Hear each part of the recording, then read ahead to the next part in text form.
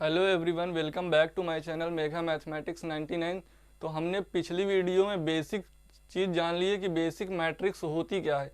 अब उसके आगे एक्सरसाइज में चलते हैं, हम क्वेश्चन अटेंड करते हैं कि हमसे क्वेश्चन कैसे लग पाएंगे। ठीक है, तो आओ, हमने बेसिक चीज़ें जान ली हैं, सारे फार्मूले जान लिए हैं, क्या कैसे करना है, कैसे सॉल्व करना है, ये सारी चीज़ें हमने जान ली है। तो आओ उसको यूज करते हैं।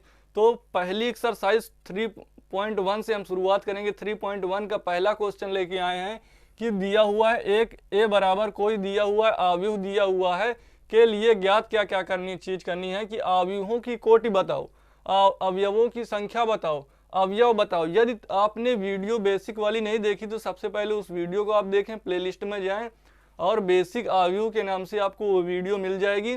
अब उसके बाद शुरू करते हैं एक्सरसाइज 3.1। तो देखो, अगर आपने उस वीडियो को देखा है ना तो इस क्वेश्चन में कुछ बताने लायक का है ही नहीं, सारी चीज आपको आ जाएगी। इसमें क्या बताना है, आव्यूहों की कोट बताना है। तो आव्यूहों की कोट निकालने के लिए करते क्या है, आव्यूहों की कोट निकालने के लिए क्या कहते हैं, पंक्तियों और स्तंभों की संख्याओं का गुणन लिखते हैं। तो सबसे पहले यदि कोट लिखनी है, नंबर 1 सॉल्व करते हैं। नंबर एक में क्या है, आव्यूहों की कोटि। कोटि बराबर हमने बताया था m इंटू एन होता है। m यहाँ क्या है, m होती है पंक्तियों की संख्या, n होती है स्तंभों की संख्या।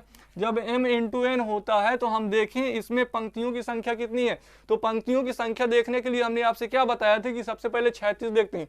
तो एक पंक्ति, दो पंक्ति, तीन पंक्ति। तो पंक्तियों की संख्या कितनी है, 3। तो सबसे पहले क्या लिख दिया, 3 गुणे। अब क्या लिखना है, पंक्तियों की संख्या गुणे स्तंभों की संख्या को ही तो कोटि कहते हैं। तो हमने पंक्तियों की संख्या लिख दिया। गुणे स्तंभ कैसे निकालते हैं, स्तंभ हमने बताया था ऊर्ध्वाधर वालों के स्तंभ करते हैं। तो एक स्तंभ ये होगा, एक स्तंभ ये, एक स्तंभ ये, एक स्तंभ ये, 1 2 3 4 स्तंभ हो गया। तो स्तंभ कितने हुए, 4। तो आव्यूह की कोटि क्या हो गई, यही क्या है, कोटि है आव्यूह की। ये क्या है, आव्यूह की कोटि है। तो पहला नंबर तो हमने सॉल्व कर लिया। आव्यूह की कोटि क्या बता दी, 3 इंटू 4 आव्यूह की कोटि। मतलब पंक्तियों और स्तंभों के संख्याओं का गुणनफल जो होता है वो तो गुणनफल अगर बोल दिया जाए तो वो अवयवों की संख्या को व्यक्त करने लगता है। अगर उनको गुणा के रूप में लिख दिया जाए कि 3 इंटू 4 या 3/4, तो ये क्या कहलाएगा, आव्यूह की कोटि कहलाएगी। तो हमने पहला नंबर जान लिया कि आव्यूह की कोटि क्या है, 3/4। अब दूसरा नंबर क्या कह रहा है, अवयवों की संख्या बताओ। क्या, अवयवों की संख्या। अवयवों की संख्या के लिए हमें क्या करना है, हमको पता है कि अवयवों की संख्या बराबर होता है पंक्तियों तथा स्तंभों की संख्याओं का गुणनफल। तो पंक्तियां इसमें कितनी है, देखो कोटि से ही हम निकाल लेते हैं। अगर 3/4 लिखा है तो इसका गुणा करा देंगे, 4 3 12। यही क्या है, अवयवों की संख्या। मतलब स्तंभों तथा पंक्तियों की संख्याओं का गुणनफल जो आता है वही उसकी क्या कहलाती है, वही उसका अवयवों की संख्या कहलाती है। तो यहाँ पर 4 3 12 लगा दें, गुणन कर देंगे तो उसका गुणा कितना आएगा, 4 3 12 आ जाएगा। यही क्या है, अवयवों की संख्या है। फिर अब इसको देखो, ये बहुत जरूरी चीज है, तीसरा नंबर। अब इसमें ए लिखा है 13, मतलब ए13 अवयव का मान कितना दिया हुआ है इसमें। तो आपको ढूंढना कैसे है इसमें, देखो जो पहले लिखा होता है वो पंक्तियों की संख्या को दर्शाता है। तो इसको अगर बेसिक रूप में लिखें, व्यापक रूप में, तो AIJ, इसको इस तरीके लिखते हैं। ठीक है, AIJ के रूप में हमने लिख दिया। अब AIJ के रूप में यदि हमने लिख दिया है इसको, AIJ के रूप में लिख दिया है, तो I यहाँ पर जो दर्शा रहा है, I दर्शा रहा है पंक्तियों की संख्या को। किसको, पंक्तियों की संख्या। कौन सी पंक्ति है, पंक्तियों को बता रहा है। और यहाँ पर J क्या बता रहा है, स्तंभ को दर्शा रहा है। स्तंभ को दर्शा रहा है, क्या दर्शा रहा है, स्तंभ को। पंक्तियों की संख्या को बता रहा है, और जे जो बता रहा है स्तंभों की संख्या को बता रहा है या उसको दर्शा रहा है। तो हम देखो यहाँ पर यदि A13 दिया है तो AI का मान क्या, यहाँ पर I का मान क्या है, I बराबर दिया है 1 और J बराबर कितना दिया है, 3। I मतलब पंक्तियों की संख्या को बता रहा है, J मतलब स्तंभों की संख्या। तो यदि I बराबर 1 दिया हुआ है मतलब पहली पंक्ति कौन सी है, पहली पंक्ति बताने के लिए हम इसमें देखेंगे पहली पंक्ति। तो पहली पंक्ति बताओ, एक पंक्ति, दो पंक्ति, तीन पंक्ति। तो सबसे पहली वाली पंक्ति कौन सी होगी, यही वाली तो सबसे पहली पंक्ति है, ये सबसे ऊपर वाली पहली पंक्ति है। अब क्या कह रहा है, पहली पंक्ति तो हमने जान ली, I बराबर देखो 1 दिया था, आई बराबर 1 दिया था तो पंक्ति तो पहली हो गई, लेकिन 3 दिया हुआ है। 3 क्या दर्शा रहा है? स्तंभों की संख्या। और आप बताइए इसमें स्तंभों की संख्या 3 कौन सा, तीसरा कौन सा स्तंभ है? देखो पहली पंक्ति में रहना है और तीसरे स्तंभ में रहना है। अगर पहली पंक्ति में हम रहें और तीसरे स्तंभ में रहें तो कौन सा अवयव आ रहा है? देखो हम पहली पंक्ति में हैं, ठीक है, पहली पंक्ति में, और 1 2 30 तीसरे स्तंभ में है तो कौन सा अवयव वाला आया? यहाँ पर 13 की वैल्यू आई 19। देखो पहले पंक्ति में है और तीसरे स्तंभ में है, और जब पहली पंक्ति और तीसरे स्तंभ में है तो A13 का मान कितना है? 13। पहले पंक्ति क्यों? क्योंकि आई का मान कितना दिया हो? 1, जे का मान कितना दिया हुआ? 3, मतलब A13 की वैल्यू कितनी? A13 की मतलब वैल्यू है 19, ठीक है। अब सेकंड देखते हैं, A21 का मान। A21 का मान कितना हो गया? देखो 2 दिया हुआ, 2 पंक्तियों की संख्या को दर्शा रहा, एक जो है ये 1 स्तंभों की संख्या को दर्शा रहा है, तो दूसरी पंक्ति में हमको रहना है। तो दूसरी पंक्ति कौन सी? पहली पंक्ति ये, दूसरी पंक्ति ये, दूसरी पंक्ति और पहला स्तंभ, तो दूसरी पंक्ति ये है और पहला स्तंभ भी तो यही तो है। तो यहाँ पर कितना मान आ जाएगा? 35। मतलब दूसरी पंक्ति और पहला स्तंभ, तो दूसरी पंक्ति 1 2, दूसरी पंक्ति ये हो गई, और पहला स्तंभ की बात कर रहा है तो पहला स्तंभ यह, तो ये कितना आया? 35 आ गया। अब नेक्स्ट क्या कह रहा है? A33 मतलब तीसरी पंक्ति और तीसरा स्तंभ, तो तीसरी पंक्ति कौन सी है? ये वाला है, और तीसरा स्तंभ कौन सा? ये वाला है। तो तीसरी पंक्ति और तीसरे स्तंभ में रहना है तो अवयव कौन सा आएगा? -5।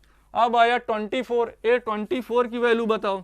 मतलब दूसरी पंक्ति और चौथा स्तंभ, तो दूसरी पंक्ति कौन सी है? दूसरी पंक्ति ये वाली है, और चौथा स्तंभ कौन सा है? ये वाला है। 1 स्तंभ, 2 स्तंभ, 3 स्तंभ, 4 स्तंभ, और पंक्ति कौन सी? 1 2, तो कौन सा अवयव आया? 12 आ गया।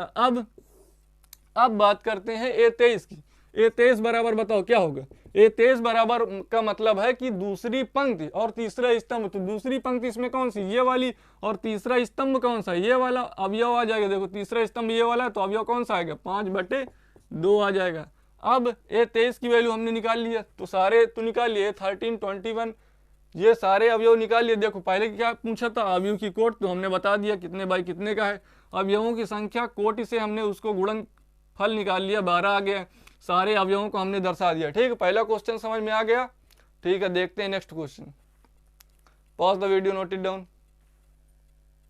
अब देखते हैं नेक्स्ट क्वेश्चन। नेक्स्ट क्वेश्चन क्या कह रहा है? Question number 2। क्वेश्चन नंबर 2 कह रहा है यदि किसी अवयव में 24 अवयव हैं तो संभव कोटियां क्या होंगी? तो कोटियों के बारे में आप जानते हैं। कोटियां क्या होती हैं?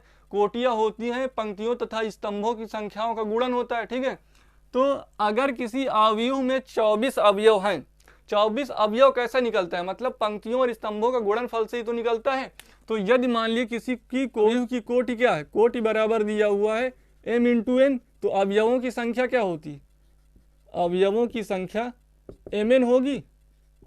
मतलब इसका गुणनफल जो आएगा वही तो अवयवों की संख्या कहलाती थी। यदि किसी अवयव की कोटि m × n है तो उसके अवयवों की संख्या mn कहलाती। अब हमको दे दिया है अवयवों की संख्या 24 है। अगर अवयवों की संख्या 24 दे दिया है तो आपको क्या यहाँ से समझ में आता है कि ऐसे 24 हमें निकालने के लिए क्या करना पड़ेगा? अवयवों की संख्या को दर्शा रहा है 24, तो हमको इसकी कोटियां बताना है कि क्या क्या कोटि हो सकती है, मतलब कितने क्रमित युग्म हो सकते हैं।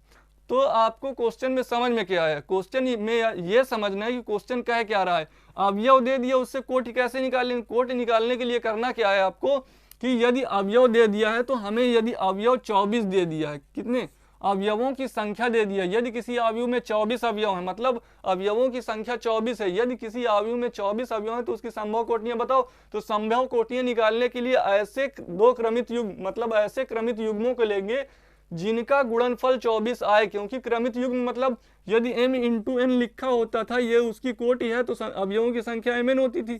तो ये क्या है? ये एक क्रमित युग्म ही तो है। क्रमित युग्म m और n का क्रमित युग्म है। तो हम ऐसे क्रमित युग्मों को रखेंगे, ऐसे प्राकृतिक संख्याओं के क्रमित युग्मों को रखेंगे जिनका गुणनफल कितना है? जिनका गुणनफल कितना है? 24 है। तभी तो उसके अवयवों की संख्या निकल के आती थी। अवयवों की संख्या कैसे निकालते थे? अवयवों की संख्या निकालने के लिए हम पंक्तियों तथा स्तंभों का गुणनफल कराते थे। तो हम यहाँ पर पंक्तियों और स्तंभों का गुणन दिखा देंगे। तो मान लो अगर 24 अवयव हैं तो ऐसे क्रमित युग्म बताओ जिनका गुणन क्या होता है? 24 होता है। तो आओ देखो, एक तो हो जाएगा 1 × 24, दूसरा देखो, जब अवयवों की संख्या कितनी हो, पहला नंबर अभी साहब सॉल्व कर रहे हैं, जब अवयवों की संख्या 24 हो, कितनी हो, जब अवयवों की संख्या 24 हो तो ऐसे क्रमित युग्मों को लेना है जिनका गुणनफल कितना है 24, लेकिन पॉजिटिव नंबर लेना है, निगेटिव वाली नहीं, ठीक है। तो 1 गुणे 24 ले लिया, तो 24 गुणे भी तो 1 होता है, एक क्रमित युग्म ये आ गया, एक क्रमित, देखो अगर इसका गुणन कराएंगे तो कितना आएगा 24 अवयव, 24 अवयव। अब दूसरा क्या आएगा, 2 गुणे 12 कर सकते हैं, 12 गुणे 24, 12 गुणे 2 कितना हो जाएगा 24। अब 12 गुणे 2 भी तो कर सकते हैं, यदि 12 पंक्तियां हो 2 स्तंभ हो, इसका मतलब क्या, एक पंक्ति 24 स्तंभ, 24 स्तंभ एक पंक्ति, 2 पंक्ति 12 स्तंभ, 12 पंक्ति और 2 स्तंभ, और क्या लिख सकते हैं, इतना आया। अब 3 गुणे 8 भी तो हो सकता है, 3 गुणे 8 तो 8 गुणे 3 भी हो सकता है, फिर 4 भी तो हो सकता है, 4 गुणे 6 तो 6 गुणे 4 भी आ जाएगा, और 5 नहीं आएगा, 6 नहीं आएगा, 7 नहीं आएगा, बाकी सब इतने ही होंगे। कितना होगा, 1 गुणे 24 आएगा, 12 गुणे 24 गुणे 1 आएगा, 2 गुणे 12 आएगा, 12 गुणे 2 आएगा, 3 गुणे 8 आएगा, 8 गुणे 3 आएगा, 4 गुणे 6 आएगा, 6 गुणे 4 आएगा। यही क्या है, आपकी संभव कोटियां हैं यदि अवयवों की संख्या 24 है। अवयवों की संख्या कैसे निकालते थे हम, पंक्तियों और स्तंभों का गुणनफल। यहाँ एक क्या दर्शा रहा, पंक्तियों की संख्या को दर्शा रहा है, पंक्तियों को दर्शा रहा है, और ये क्या दर्शा रहा है, ये स्तंभ को दर्शा रहा है, और यहाँ पर ये पंक्ति को दर्शा रहा है, ये क्या दर्शा रहा है, ये स्तंभ को दर्शा रहा है। अब जितने भी अवयव हमने लिखे हैं उनमें सारों को देख लो आप, उनका सभी का गुणा क्या आ रहा है, सभी का गुणनफल 24 आ रहा है कि नहीं। देखो 1 गुणे 24, 24 गुणे 1 तो 24 आएगा, 12 दूनी 24, 12 दूनी 24, 3 8 24, 8 3 24, 4 6 24, 6 चौका 24, ठीक है। तो जितने भी अवयव लिए, जितने भी क्रमित युग्म लिए हमने, उनका गुणनफल कितना आ रहा है 24 आ रहा है। तो पहला नंबर सॉल्व। और सेकंड नंबर क्या कहता है, जब अवयव 13 हो, जब अवयव 13 हो, अवयव 13 हो, जब अवयव 13 हो तो 13 हो तो कितने हो जाएंगे, इसका ऐसे क्रमित युग्म लेना है जिनका गुणनफल 13 हो, तो 1 हो जाएगा, 1 गुणे 13 और 13 गुणे 1। और आप इन दोनों के अलावा अगर आप कोई क्रमित युग्म बता सकते हैं जिनका गुणनफल 13 हो तो कमेंट बॉक्स में जरूर करें, ठीक है। आपका आंसर यही है, कितना, 1 गुणे 13 और 13 गुणे 1, यही ऐसे 2 क्रमित युग्म है जिनका गुणनफल 13 आता है, बस, ठीक है। अब तो ये क्वेश्चन हो गया समाप्त। देखते हैं next question, pause the video, note it down. Question number 3, same to same वही क्वेश्चन है, बस हमने अंक बदल दिए, सेम वही क्वेश्चन है। क्वेश्चन क्या कह रहा है, यदि किसी अवयव में 18 अवयव है तो उसकी संभव कोटि बताओ। तो आप बता सकते हैं कि जब अवयव कितने हो 18, जब अवयव 18 हो तो हमने आपको बताया कि ऐसे क्रमित युग्म लेना है जिनका गुणनफल कितना हो 18 हो। तो पहले क्या लिख सकते हैं, 1 गुणे 18, सबसे पहले 1 से शुरू किया करो, 1 गुणे 18 लिखा, फिर उसका अपोजिट कर देंगे, 18 गुणे 1 भी तो हो सकता है। यदि एक पंक्ति 18 स्तंभ लिख सकते हैं तो 18 स्तंभ एक पंक्ति भी तो कर सकते हैं। फिर 2 लिखेंगे तो 2 नहीं 18 और 9 दूनी 18 हो सकता है, उसका अपोजिट कर दिए। अब क्या करते हैं, 3 गुणे 6 भी तो हो सकता है, 6 गुणे 3 हो सकता है, बस। और 4 तो हो नहीं सकता, 5 भी नहीं हो सकता, बस इतने, यही आपके क्रमित युग्म है जिनका गुणनफल कितना आ रहा, 18 आ रहा। अब देखते हैं नेक्स्ट, ये 5 है, जब अवयव कितने हों, जब अवयव 5 हों तब क्या हो जाएगा, तब हो जाएगा 1 गुणे 5, 1 गुणे 5 और 5 गुणे 1 हो जाएगा, ठीक है।